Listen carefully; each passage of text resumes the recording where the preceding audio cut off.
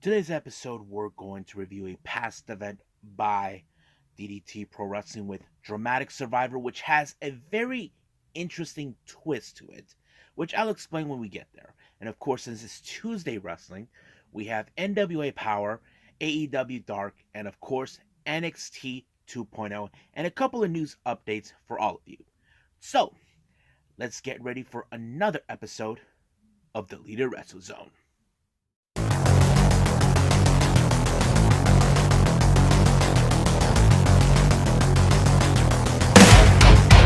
Are you ready? Get up, get up! Get up, get up!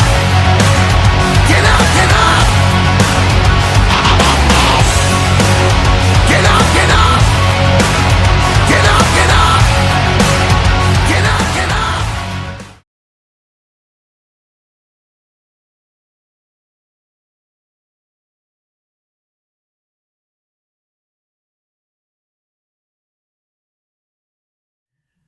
Welcome everybody to the Leader Wrestle Zone. All things that it's pro wrestling with AEW, NXT, New Japan Pro Wrestling, Impact Wrestling, the National Wrestling Alliance, various promotions, wrestlers, matches, and championships.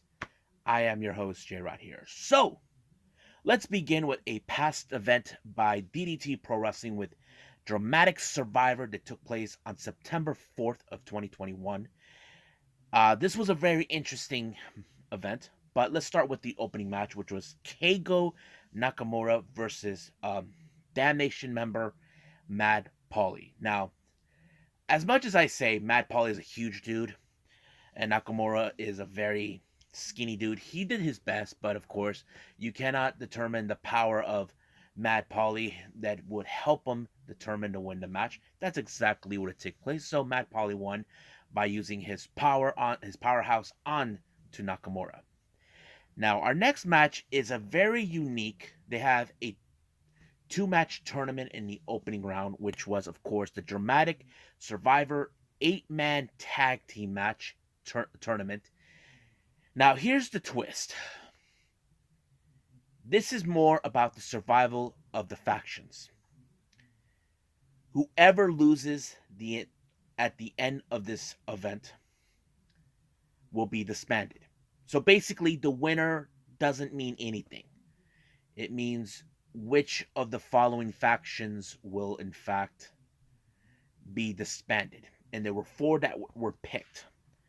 But let's go with the first match. The first match, we have Damnation, Soma Tokoa, Tetsuya Endo, Yuji Ino, and Daisuke Sasaki taking on Disaster Box, Kazuki Irada, Tomo Urushi, Naomi Yoshimura, and Arashima. Now, many fans believe when they heard exactly how the Disaster Box will be the one team that could, in fact, be disbanded. However, it did not go that way. It was a very interesting thing. It was somehow, I don't know how, but Kazuki Orada was the one who picked up the victory when he pinned Soma Tokoa to allow him to pick up a very good victory. So that kind of puts in a very interesting way that Disaster Box are still in the game. That means they will be out, but they will not be eliminated out of this. So basically, Damnation will continue to the finals, and we're going to see who they will face, and whoever out of those two teams will be disbanded. Next match, relation to Dramatic Survivor, we have, of course, 37 Kamina, consistent of Mao, Yuki Ino, Shuna Katsumata, and Konosuke Takashita, taking on Junretsu, consistent of Hideki Okatani, Yusuke Okada, Mizuki Wadaze, and of course the leader, Jun Akiyama. Now, this is a very interesting match. Now, Junretsu has been one of the most powerful teams ever, despite the fact that Jun Akiyama is a veteran wrestler and the leader of this group. It kind of puts him back into perspective. As you know, it was Takeshita who defeated Akiyama for the KOD Openweight Championship. So in some ways, Jun Akiyama gets his revenge. But however, it was in fact Yuki Ino that got the fall, and they lose the match. But however, Junretsu are still around, they don't need to go to the finals. So in the finals, we have Damnation versus 37 Camina. Now, that match, the finals will take place as the main event. So let's move on to the other matches that took place.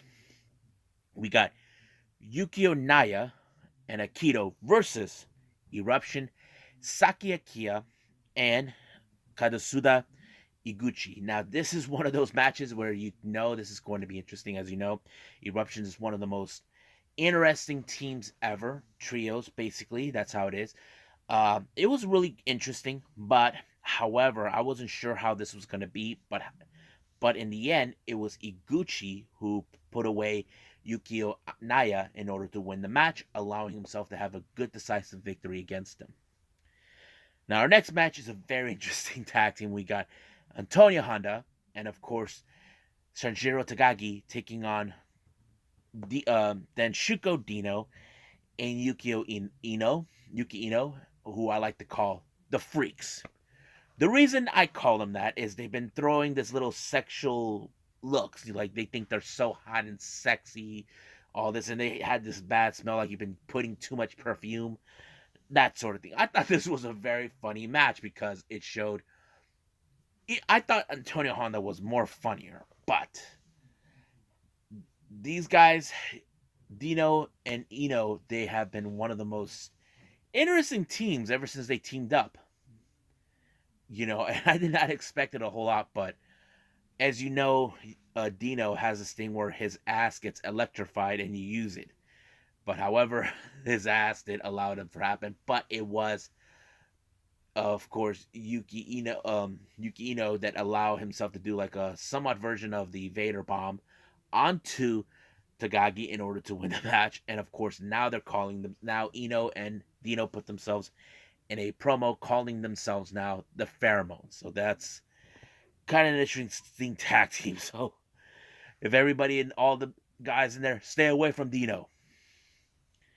Now our next semi-final match we have, of course, is Yukio Sakaguchi of Eruption taking on Chris Brooks. I thought it was a pretty good match. A little bit more of the technical style, because I've always, if you guys notice, Sakaguchi is have a bit of MMA background, and it kind of fits into it. But however, I was amazed how Chris Brooks was able to put him in a good submission move, and of course, he had no other choice but to tap out, allowing for Chris Brooks to win. And it was a pretty good one. I think it was one of the best. Now, our main event is the finals of the Dramatic Survival 8-man tag team tournament. This is where whoever loses this match will be disbanded. We have 37 Kamina, Mao Yukio Ino, Shunma Katsumata, and Konosuke Takeshita. Now, certain members of 37 Kamina hasn't forgotten what happened last time. If you guys, certain members of this group were part of the faction known as All Out. I think that was Mao and Shuma. Takeshita and Ueno, they were like associates, but because of that match they lost to 30 to Damnation, it kind of brought back memories to them. So they were on their A game, and they're taking on Damnation, Takoa, Endo, Ino, and Sasaki.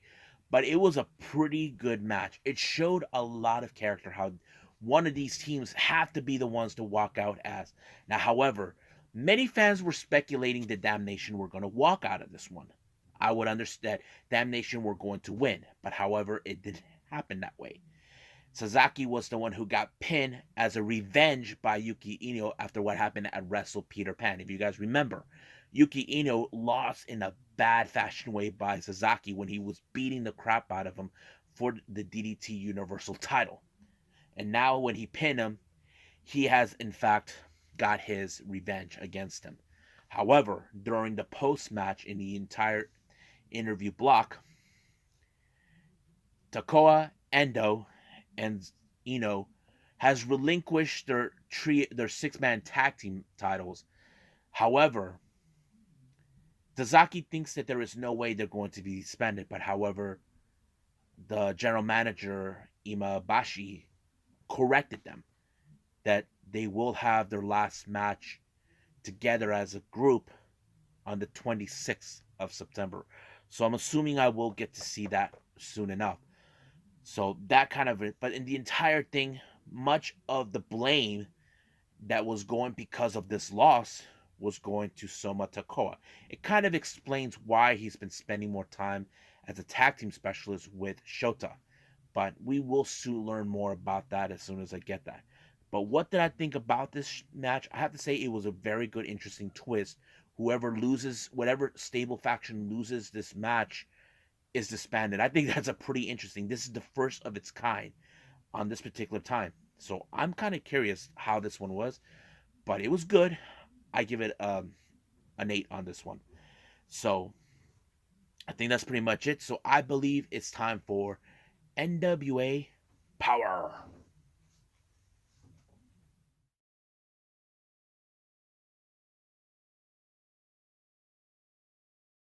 All right, so NWA Powerrr is back. As you know, more interesting stories have been building up. Well, one of them, of course, we all know the main event was foretold. If Trevor Murdoch can beat Mike Knox, he'll get his hands on Matt Cardona. But the only thing is, he has to put the NWA World Heavyweight Championship on the line. But that's going to be our main event. Our first opening match is, of course, It'll Be Gun with Captain Yuma, Taylor, and Freeman taking on Dirty Sexy Boys. However, if you guys remember last time, It'll Be Gun members Russman and Taylor hired the Fixers as honorary members to deal with the Sexy Dirty Boys. But Yuma was the one who did not like what they did behind his back. And once again, it appears that in this particular match, Yuma's not being under control with the other members trying to excuse me, try to play dirty. And that's exactly what happened. But however, their dirty tricks did not work this time because Captain Yuma took the fall, and it was in fact Dirty Dango who picked up the victory for his team. But I wouldn't be surprised if somehow the It'll Be Gun will be dissolved in some point down in the future. Now, our next interview, as you know, Kara Hogan has talked about her journey, how she never would have imagined her life, challenging for the Impact title against her idol, Mickey James, teaming with her for the tag titles. That is like one of those biggest accomplishments. So she knows that she's pressing on. As you know, she will be challenging Camille for the NWA Women's World Championship. Now, as you know, a week or two ago or so, uh, Anthony Mayweather was served by a restraining order by Jack Stain, all this and that. And this guy named Chris Salvino believes that he's been stalking him ever since then. There was like certain discrepancies that were not true, but I have that distinct feeling that during the storylines, Mayweather will overturn this restraining order, and there's nothing that the attorney or Dane can do about it. Now, our next match is a very interesting one. It's a no disqualification match between Saura Naura and the masked wrestler Zion. I thought this match was pretty interesting. It looked more like Zion was, in fact, getting much of the momentum until Father Mitchell and Jedias showed up and gave much of the boost to Renaur to defeat Zion. But however, something else has happened. I don't know exactly how the story is going to be built. All of a sudden, Austin Idol shows up. At first, he hated him, and now it's like he encouraged him to get back up. Now, the real mystery about Zion is we don't know who he is. We don't know much, but he has mentioned that he is the son of an NWA champion. The real question is, who could that be? And of course, Velvet Sky kind of went, it could be you, Austin Idol. I don't think he talks about it because I don't know. No. But to me, I feel like, what if it is him? What if Austin Idol is the father? I don't. Anything is possible. But because of the encouragement with Zion, he was able to put away Sal Renaro by using the bell hammer onto him by making him, tap out. No, not tap out, but give up. That really brought a big disappointment for Father Mitchell and Judas. Now, as you know, recently and weeks ago, there's been tensions between the women division, mostly coming from Natalia Markova. Remember, she somehow was able to walk out, not being suspended for the fight she had with Kenzie Page. However, Paula Blaze and Jenna and Taryn Terrell, they have their issues towards her. Now, I wouldn't be surprised that some point down the line, Markova's going to get away with it, and of course, she's going to make fun of Taryn Terrell going, bye! So, anything could happen. But Paula Blaze did say that she will have her day with her. Now, our main event is, of course, the NWA World Heavyweight Championship between Mike Knox and Trevor Murdoch. The match was pretty good. It was interesting. However, Matt Cardona showed up once again. Now, he thought that maybe his appearance as a distraction could help Mike Knox to dethrone, because he believes that Trevor Murdoch is not the savior of the NWA. He thinks he's there to save it. That there's no music while they're in the entrance. That only happens on pay-per-views, never on Power or Power Surge or anywhere else. But Matt Cardona, that's what he thinks. But luckily, Trevor Murdoch was able to pick up the victory. But in the end, he ended up in a beatdown. All thanks by Knox and Cardona. But the real question is, how low can these two go? Well, we just gotta wait and see until the next Power or Power Surge or whatever is gonna go. But I believe right now it's time to move on with AEW Dark.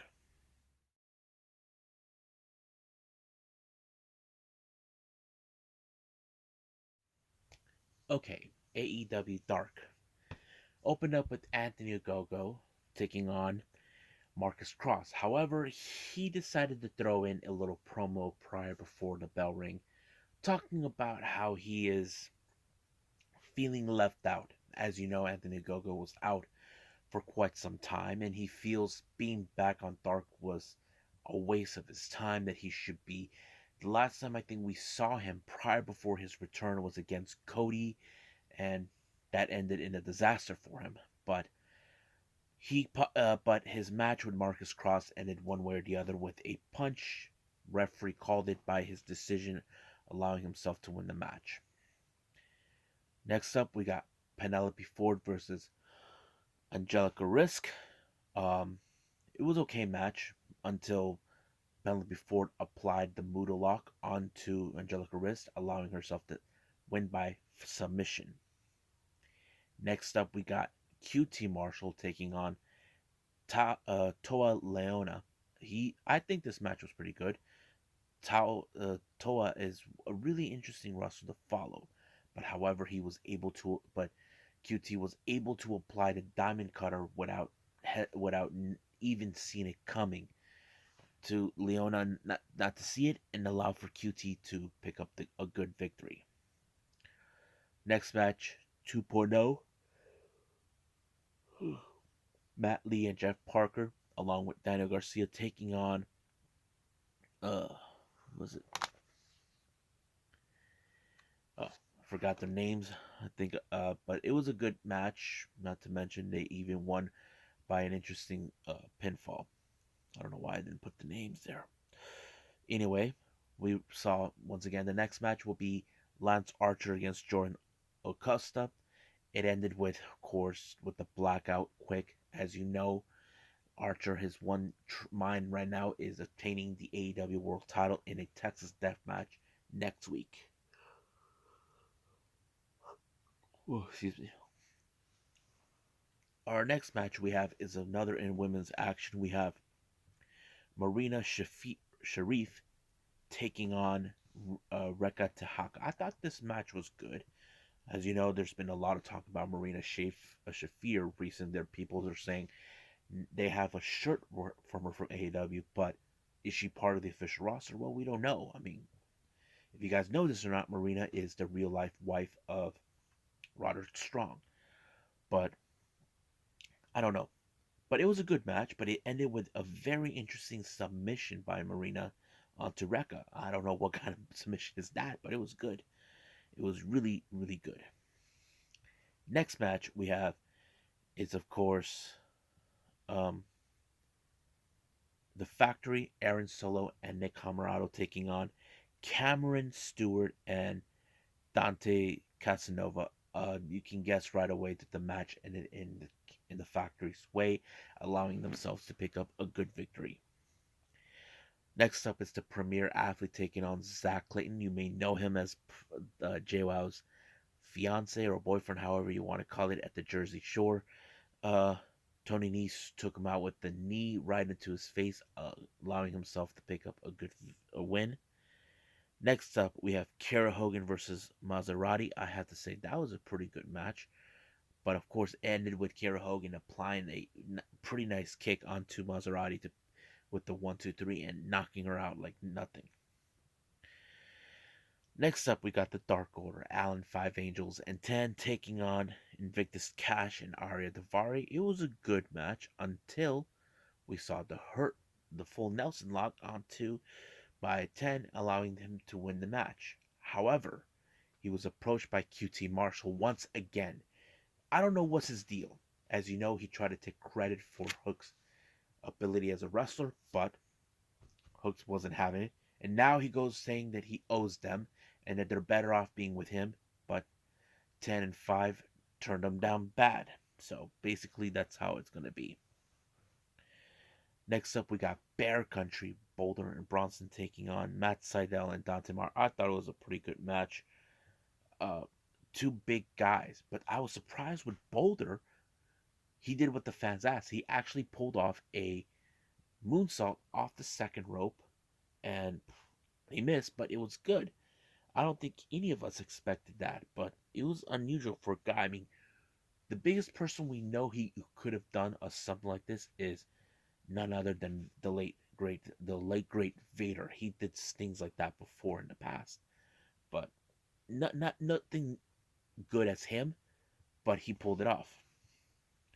But however, it was Dante Martin picked up a pretty good victory with the moonsault off the top rope, and boom, 1, 2, 3. Our main event is the Bad Boy George Janela and Kayla Rossi taking on Taga Style, Lee Moriarty. I thought this match was great. Even Kayla Rossi gets involved, but it didn't work this time. But somehow Lee Moriarty was able to pick up a really good victory by pinning him with that one move. I don't know what you call it, but it's the same kind of move that what's his name, Zack Sabre Jr. would pull off. I thought it was good. But in the post-match interview, he did stated that he wants to go to the top, and I think he should. I think he's one of those wrestlers we definitely could pay attention.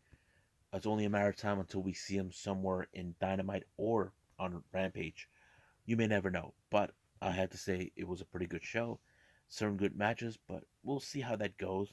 Uh, as next week we will see Fuego del Sol taking on Serpentico. But right now, I think it's time for me to move on to NXT 2.0.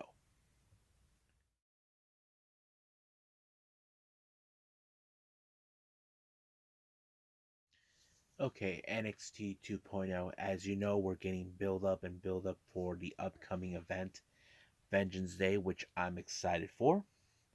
But first, it opened up with Imperium, Gunther, Fabian Eichner, and Marcel Bartel taking on once again Diamond Mine, consistent of the Creed brothers and Roderick Strong. Now, I have to say, this is a very interesting feud that many of us probably would like to say. I always say these two guy teams are almost similar, but the only difference is the ideology that makes them distinct.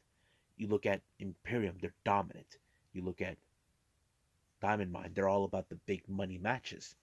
That's something that the Imperium will not tolerate. But you would have imagined that one of these teams was going to walk out, and that team for the night, it ended up being Imperium when Walter pinned Brutus, when he power bombed them, and 1, 2, 3, it was over.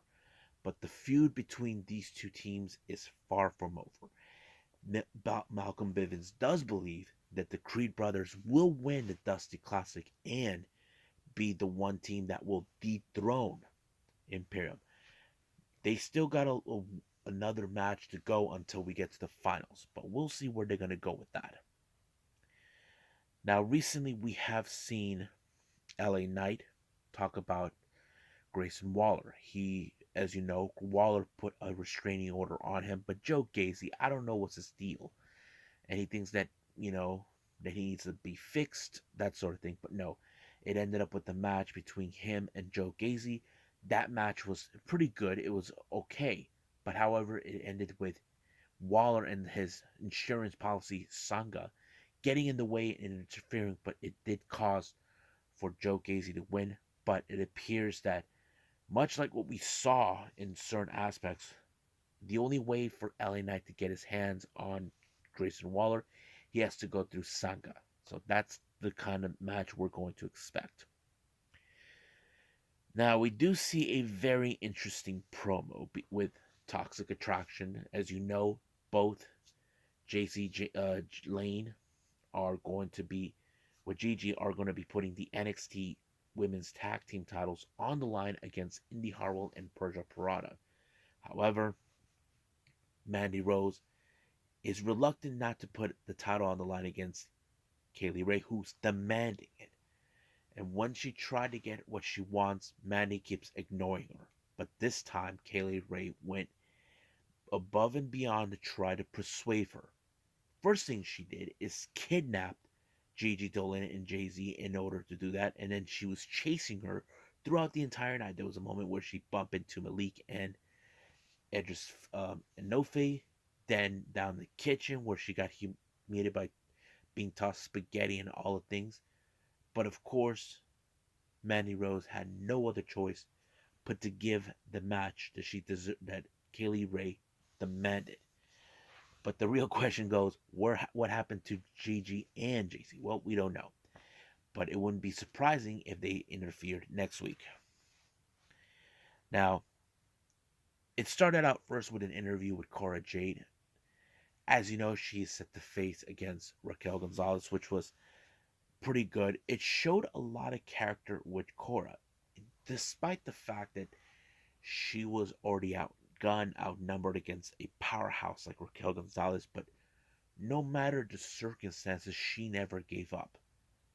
And I was impressed. But however, it did end with a choke slam of sorts, allowing for Raquel Gonzalez to win. But at the same time, it gained her respect. But surprisingly, Cora has been trying to persuade her to go and join her for the NXT Dusty Classics for the women's division. She was reluctant, but now she accepted it. So I was like, whoa, that's going to be interesting. Now, recently I have talked about Saray. I don't know what to make of her when she came back looking like a schoolgirl, but she looks like they did something where she transformed to someone else with a little lucky charm of a pendant. I thought the match with her with what's her name, Kayla Inlay, was pretty interesting, but I feel like Saray transformed to something else. I don't know how to make of it. I mean, it's interesting. It's like she's still the same Saray in my opinion, but I don't know. But that's how it is. I don't know what angle they're playing with it. Even after when she won her match against Kayla, she did had an interview talking about her grandmother's has always been her hero, all of that, and then Dakota Kai decides to show up saying that relationships causes problems. So I wouldn't be surprised if Saray will be facing against Dakota Kai. Now, as you know, Carmelo Hayes has one thing in mind. He doesn't miss because his opponent, he's now looking for an opportunity to go to the moon. That's right, Cameron Grimes. So basically, they had some exchange words. But the real question does remain. Is Cameron Grimes going to win this match, or Carmelo Hayes will remain as a champ? That's the thing. But we'll see where they're going to go with that. Now,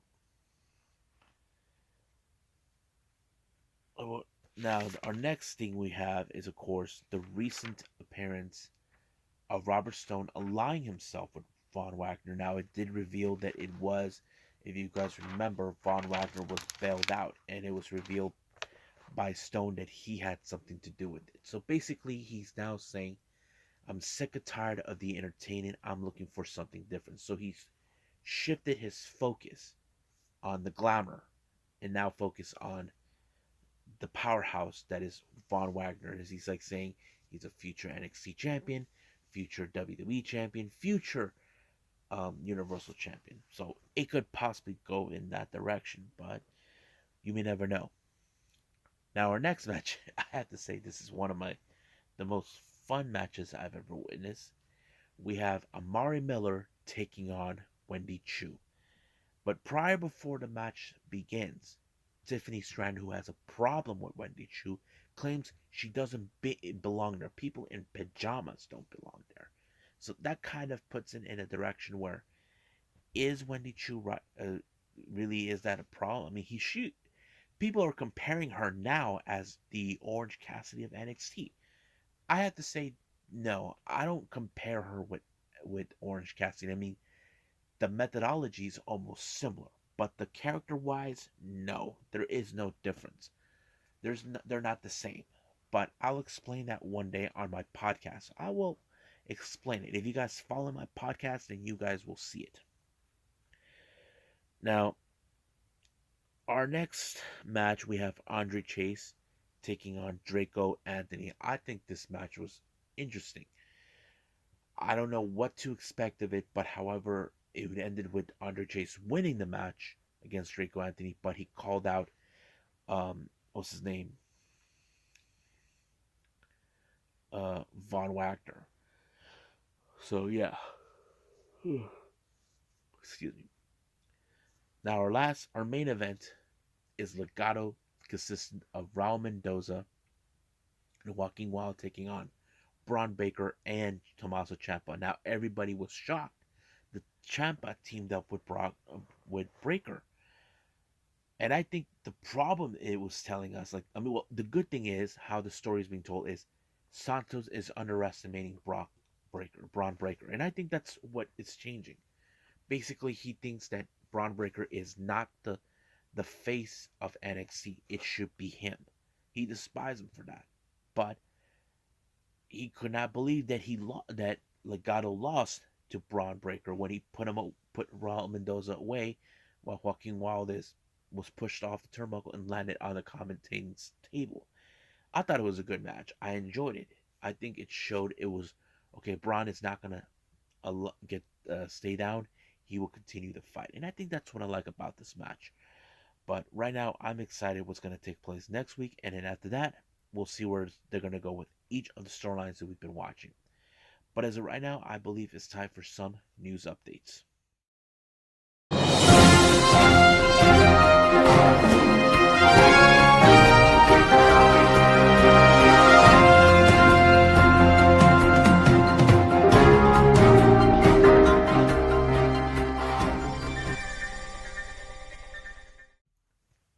Okay, for news updates, it's been announced by House of Glory.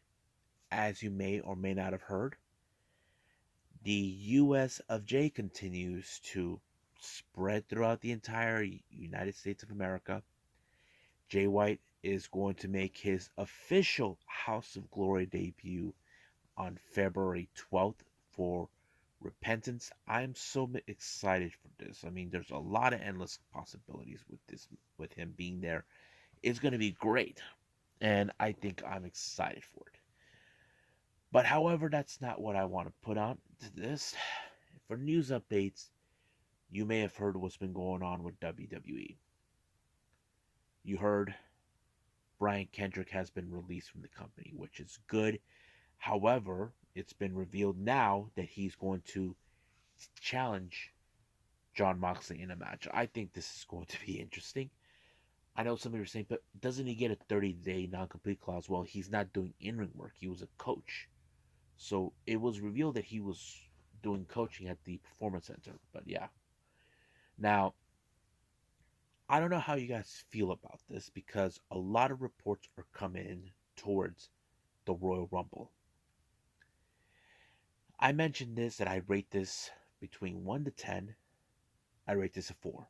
Turns out, a lot of people say this was the worst pay per view ever.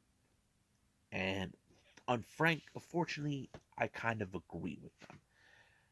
But there were reports circulating that this whole thing, there was been a lot of revision about this, the script and everything that's been redone 20 times.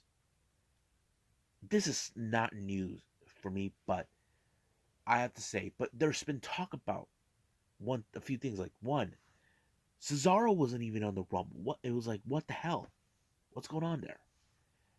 And then of course we heard they tried to bring Jeff Hardy back involved, but he turned him down after he got his results from a drug test from that one incident took place where he walked out during his match. That kind of puts it in the predicament he's not coming back for that. Even Nia Jax said that she was planning that they offered to come back for the Rumble, but she turned them down big. But I don't know. There's been a lot of things that have been going on about the Rumble that I feel like that it was messed up, terrible. I don't know. But I can say this was the worst Rumble ever. I don't think they were prepared. Right now, we don't know what to do, what they're going to do with the whole thing with Bobby Lashley as the WWE champion. I don't know. But that kind of puts it in a very predicament way. I don't know. You guys tell me what you think. You think this was the worst Rumble ever? But if not, then give me an explanation. Why do you think it wasn't? I would like to hear your opinions about that. So I think that's pretty much it, what I got for all of you. And I think it's time for me to call it a night. Okay, I hope everybody enjoyed this episode. I'm really uh, enjoyed everything, reviewing what's been happening, including with DDT, with the dramatic Survivor that took place last year. But right now, for the next upcoming episode, we do have AEW Dynamite, which will be the fallout after Beach Break, but also going to be reviewing two past events from two Japanese promotions. One is from Pro Wrestling Noah, which is a prologue special before the N1 Victory, which is their annual tournament, who will be facing for the GHC Championship. And then, of course, we have All Japan Pro Wrestling with the 49th anniversary with Champion Night 2. I'm excited for that. I haven't seen none of these two, but hopefully there'll be something good and awesome to talk about. And there'll be, if there's any more news updates, you guys will be getting that as well. But for right now, I believe is time for me to say adieu. I'll see you guys in the next DWZ time. Same DWZ channel. I must bid all of you adieu. So, goodbye. Mwah.